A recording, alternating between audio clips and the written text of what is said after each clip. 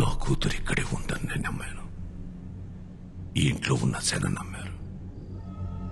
ఒక ఊరు మొత్తం నమ్ముతోంది.